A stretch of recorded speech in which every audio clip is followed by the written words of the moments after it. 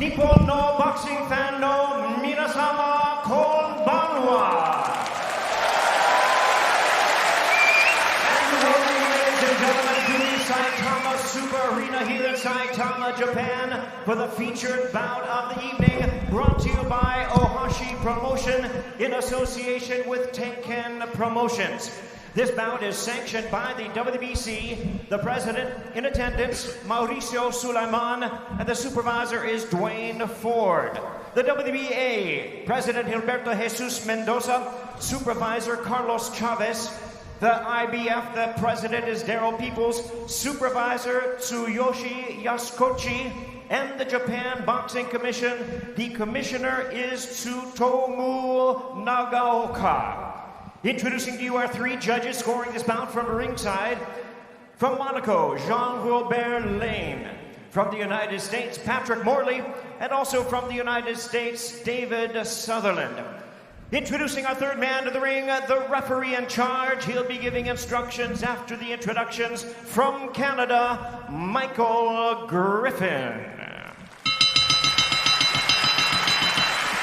All right, fans, here we go with the main event of the evening, the rematch you've all been waiting for. It's champion versus champion, 12 rounds of boxing for the unified bantamweight championship of the world. And now, ladies and gentlemen in attendance and boxing fans joining us around the world, live from Saitama, Japan, it's prime time!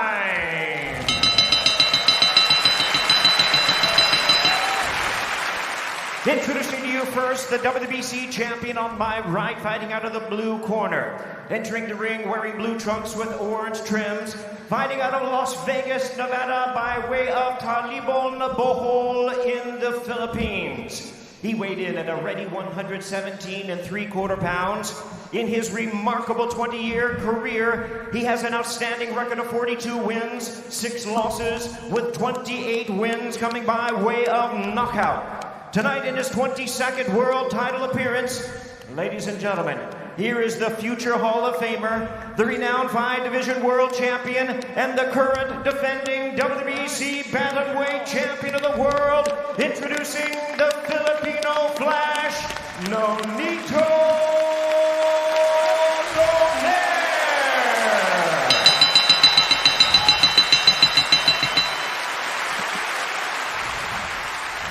His opponent across the ring, the WBA and IBF world champion, fighting out of the red corner, wearing black trunks with silver trim, fighting out of and representing his home of Zama, Kanagawa, Japan. He weighed in at the bantamweight limit of 118 pounds. He is undefeated in his campaign in the ring with a sensational record of 22 wins, no losses, 19 wins coming by way of knockout. Tonight he is making his 18th consecutive world title appearance.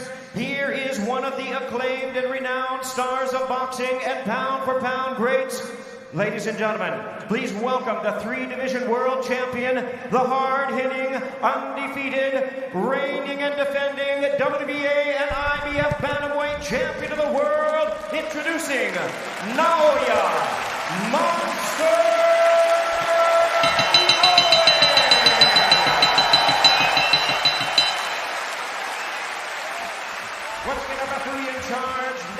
Instructions, Michael Griffin.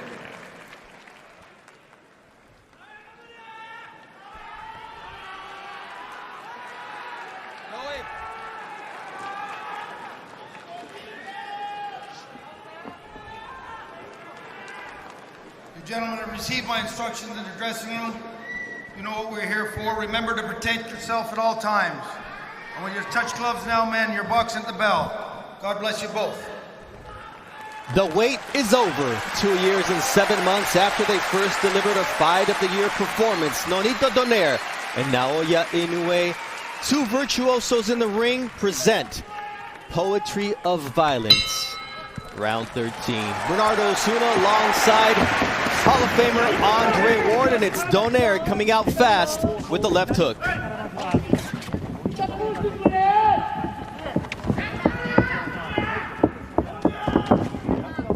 Both fighters said they needed to be better than they were the first time around.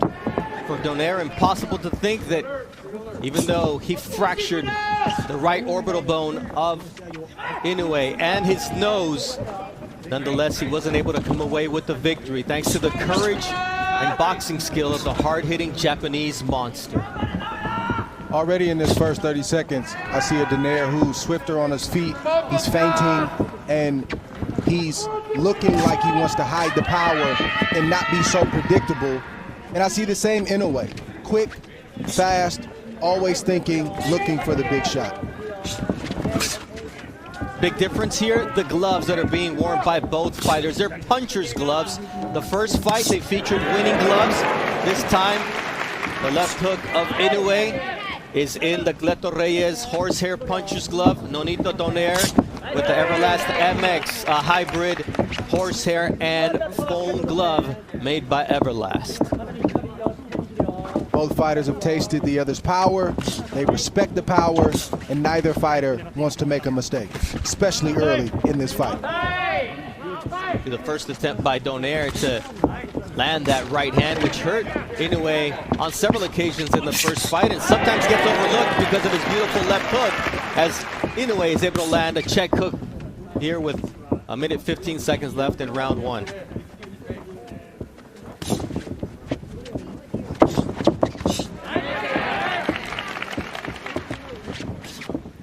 The Japanese crowd getting into it here, Dre. Yes, good shot right there. Inoue gives the crowd a lot to get excited about, and this is a crowd that is typically respectful and very quiet, but it's hard to stay quiet when you see the explosive shots of Inoue land clean like the right hand just landed. You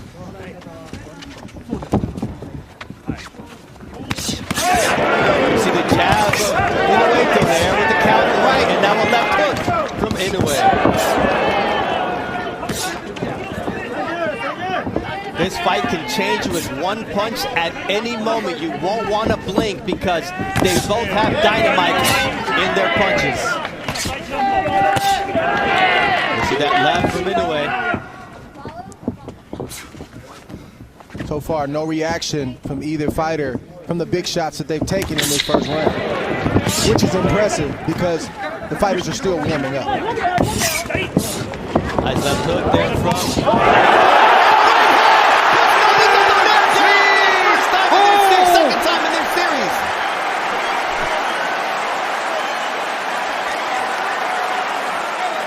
He's hurt right now, Bernardo.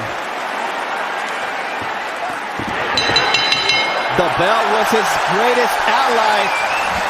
The first time he's dropped by a headshot by Naoya Inoue, he was dropped by a body shot in the 11th round of their first fight. What a start for Naoya Inoue, Dre. Everything, Inoue was winning that round, but nothing crazy had happened until it did. A quick right hand to the temple of Nonito, and it sat him right on his butt. He didn't know how he got there. He just realized that he was on the canvas, and that's the type of explosive power that we've been promoting this fight with. They both possess it, but Inoue's is a little bit different, and we saw it on full display in that first round. And now it comes time to see how each fighter reacts. Naoya Inoue is calm, and for Nonito Donaire, he's receiving instructions from his wife and trainer, Rachel Donaire, and I'm sure this was not part of the game plan. And the only positive, Dre, is there's a lot of time to make it up. You don't have to make it all up right now. Right, and the good thing for Donaire is he has great recuperative powers. Somehow, some way, he's able to eat those big shots and keep on coming, but he can't take too many more of those. Now it's Donaire landing that vaunted left hook.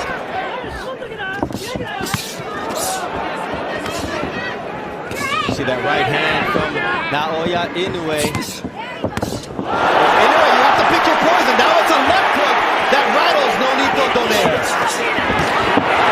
It's devastating power, and the legs of Donaire are not all there. And Inoue taking advantage of the moment as Donaire tries to go downstairs. And Donaire needs to get himself together before he tries to load up, but that's not in his nature. He wants to draw Inoue in, even though he's hurt, to try to land his own big shots. See another vicious left hook from the monster, Naoya Inoue. Body shot from the monster. Looks like Donaire has made up his mind. He's going to fight fire with fire, and that's just the way it is, for better or worse. Drops Donaire as he's able to somehow manage to find his balance. But Inoue, man, it might have been better to just go down, Dre, because Inoue is going to work here. And the left hook now does put down Donaire round 2. And this fight is over. That's What it. an impressive knockout victory for the monster. Wow. Naoya Inoue, a statement victory in his home country of Japan. And wow and wow is all I can say about the monster as he does it at home. He never gave Donaire an opportunity to get into this fight. He was poised, he was calm and calculated, and the big right hand that landed at the end of the first round started all the trouble for Nonito Donaire. He was never able to recover because Inoue is so efficient with his punches. He doesn't waste anything. He rarely opens himself up to be caught himself. Donaire tried to land the shots, but the explosiveness and the power proved to be too much. We talked about Inoue having to be more defensively responsible for